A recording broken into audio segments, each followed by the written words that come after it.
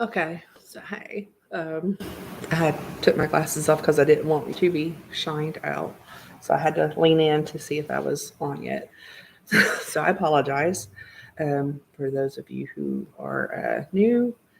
My name is Dawn, and my service dog's name is General Lee, as evidence of the channel's name. And I just wanted to speak a little bit about the condition that I have that is his primary medical alert, and that is multiple chemical sensitivity, um, also known as MCS. It is very similar to other names, other conditions that you may or may not know of. Tilt, toxicant induced loss of tolerance, which I also fall under because my triggering event was that I was a security officer for a hospital group. And we were going to go towards being armed. The first step of that being armed was undergoing pepper foam training, very similar to that which law enforcement officers undergo in order to carry what they use. It was a foam, not a spray, because being in a hospital environment, you cannot use a spray because it would end up going up into the air handlers, and you may be um, spraying someone in room 48, and that spray is going to end up affecting somebody in room 63. So, so that's why in hospitals they use a foam that comes out sort of like silly string, so it actually sticks. And whenever this happened to me, I had an immediate reaction. I could not breathe, and officers on either side of me had to help me get through the obstacle course, because you have to go through an obstacle course in order to carry your pepper foam, where you punch, you use your little billy stick, you go through different sections while you are pretty much blinded by the pepper foam, because basically if you're going to spray it, eventually you will end up with it on you, because you'll end up in a tussle with the person that you sprayed it on, or if you're there with another officer and they spray the assailant, you may get caught in the crossfire. So, part of the training is that you have to know how your body reacts with the pepper foam so that you can overcome your own body's reaction. Well, my body's reaction was it's going to stop breathing, and I can't see, and there's just it was a very fun day. I ended up in the hospital, and it is the primary reason why I am currently on disability, because my body never recovered fully, or you know, yeah, fully from the pepper foam training. It is what started me on the downward spiral, and I do apologize. Sometimes my words will slur, but that is due to some of my disabilities. I'm not drunk. I'm not taking medication that should cause me to be difficult whenever it comes to listening to me. It's just sometimes it happens, and I do apologize. But so that was the triggering moment, and sorry, brain fog is part of some of my conditions.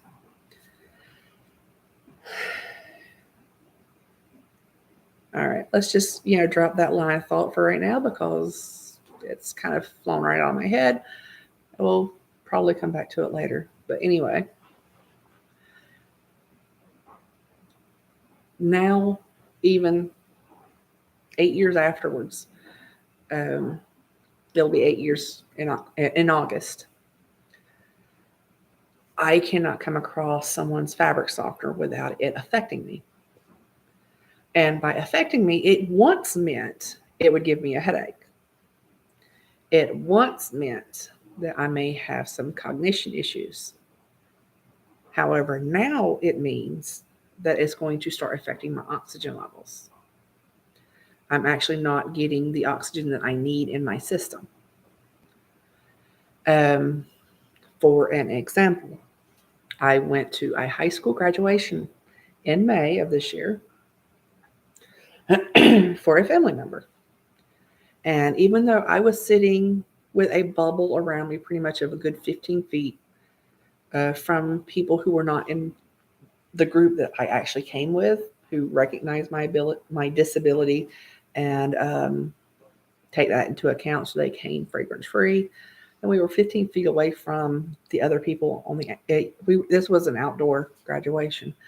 Um, as most people know, that whenever there's a special event, people perfume up, and of course there are those forever chemicals that are in laundry products.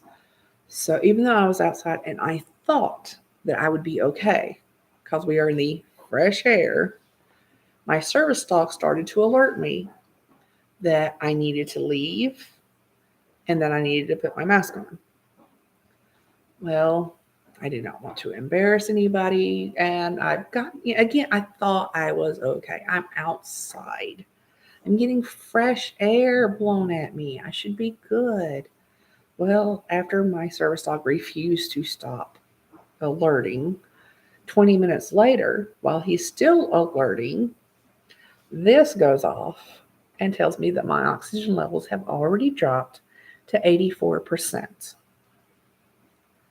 They dropped because of fabric softener, laundry detergent, perfumes, cigarette smoke that was on people.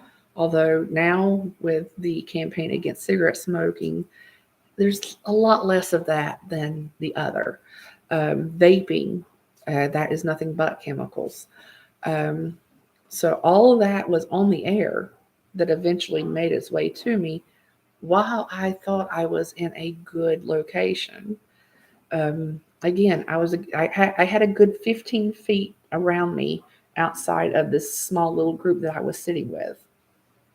But I still was affected, so I had to put on my 3M painter's mask, and it brought my oxygen levels back up to 94%, which is still not good, but it allowed me to stay at the graduation to watch it. Um, so that is the way I react now.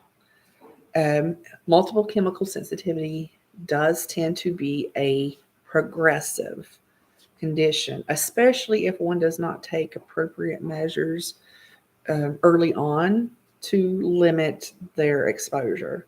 Because, as I was explained to me once before, think of it as every person is born with a bucket. And every chemical exposure that you have in your life puts one drop in that bucket.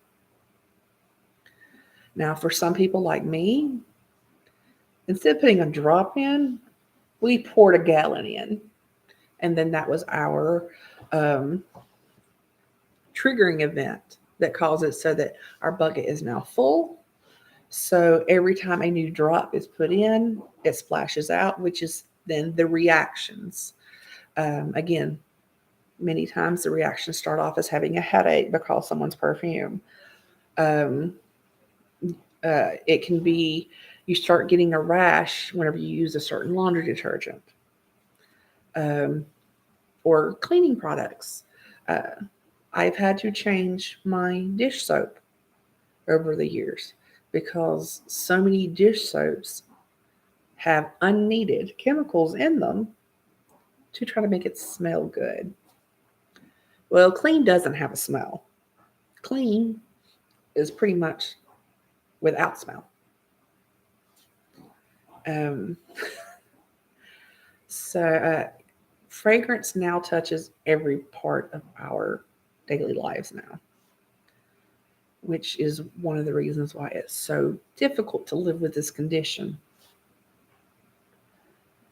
I can't leave my house without coming across something that can potentially cause me to stop breathing. And I won't know until I'm already in a medical episode.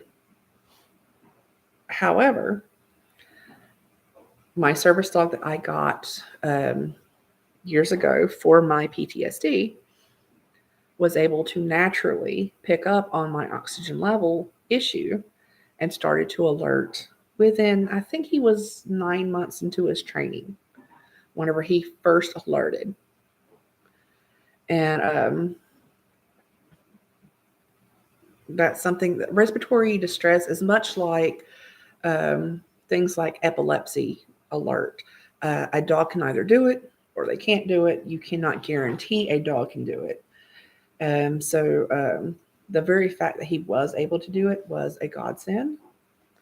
And I do know that my dog was sent to me by God for multiple reasons. But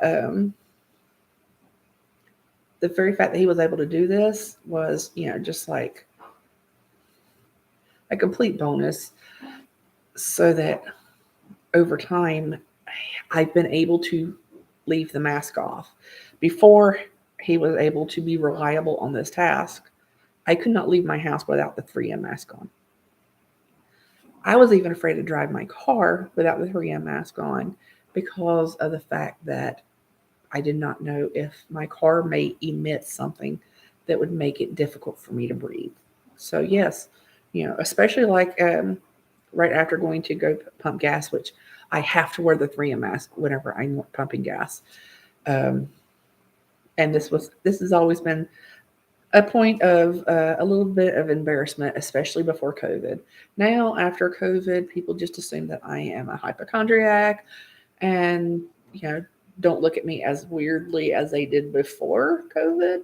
So, in a way, COVID's actually helped me, strangely, because before COVID, I would be out shopping, and there was one incident where after I'd been shopping for an hour and I was in a checkout line waiting to check out, and actually got up to the register, and a manager threatened to have me arrested if I refused to take my mask off.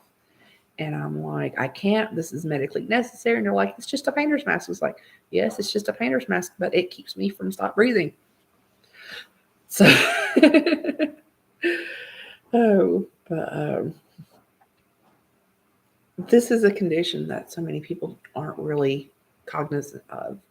I was actually at the zoo last week, and whenever I was walking past this family, the parents were trying to discuss the fact that I had a service dog and what a service dog was. And while these parents were trying to do the right thing, and I appreciated it, trust me, I appreciated it, children don't usually comprehend service dog. Because then I kind of stopped. I was like, well, do you know what a service dog is? And kids will say yes. And then if you ask, well, what is a service dog? They'll be like, So I'm like, basically, this dog is a doctor. He went to school to become a doctor, whether it's from a program or homeschooling, general homeschooled. I trained him, but he became a doctor. So he makes it where I don't have to go to the hospital. I don't have to get a shot. And kids understand they don't want to go to the hospital and they don't want to get a needle in their arm. So telling your kids that a service dog is a doctor dog, whether it's for psychiatric or medical, it really, on that level, that's the easiest way to explain for especially young children. But elementary school children, just say doctor dog. Because I've come across so many that whenever their parents are saying service dog, they really don't know what service dog means. And it just kind of cuts some of the confusion. So I really can't see my computer screen. I'm sorry. I am legally blind without my glasses. But again, I did not want to blind you. But let's see. I think I have someone. Not sure. I will actually reply to anything afterwards from my DMs and stuff. But whenever I was explaining my service dog, I then went on to explain what his important job is. By explaining that he can let me know that I'm about to stop breathing, which of course, people are very impressed with, because when they first see him, he's a 30-pound, looks like a baby or a miniature German Shepherd. He's a half German Shepherd mix. So again, he's only 30 pounds. So people assume that he is just an emotional support animal. FYI, emotional support animals do not have the legal right to be out in public that a regular pet cannot be in. Okay, once you leave your home, your dog is legally a pet again. Emotional support animals only have protection unless your state or city gives extra protection. On the federal level, they only have protection inside your house. Outside your house, they are once more a pet. The ESA protections actually follow you, not the animal, just like a service dog. If I was out and my husband and I decided, you go get the ketchup and I'll go get the milk, but I leave my dog with my husband. Well, he's not working for my husband, so unless he was actively training, working on training with my dog for things like secondary handler, for because unfortunately our dogs do need to be able to um, listen to that secondary person should their handler be down. But if we were not working on actively training for whatever reason, then that service dog tag title is no longer with him. Um, just like I see some people trying to sell their pets online with their certifications and their certified service dogs. So it needs to make sure that it goes to the right home. No, no, no, no, no, no. The dog doesn't maintain that title when it goes to a new person. It would still have to be retrained for that particular person. And by the way, there are no legally recognized certifications or registrations in the United States for a service dog. Let me repeat that, all, capital ALL, all of those websites that tell you to legally register your service dog or your emotional support animal, those hold zero legal weight. And if you ended up in court, you would be thrown out. As far as in a court case, because they hold no legal value, none, not at all. A service dog becomes a service dog because of its training with a person who is disabled. Training and disability is what makes a service dog. Disability, no training, pet. No disability but training, pet. You must have the disability and the training to make the dog a service dog or an emotional support animal. Because again, emotional support animals are also only for those who have a disability, primarily a mental health disability. However, some physical health issues can cause issues with your mental health. So say someone has an emotional support animal because they are in a wheelchair. The dog doesn't have to do anything as far as with the wheelchair. Their primary job is to make it where the person is able to function better mentally in their home. So that's going to be it for today. I'm going to go ahead and sign off so this video doesn't get super long. So until next time, bye.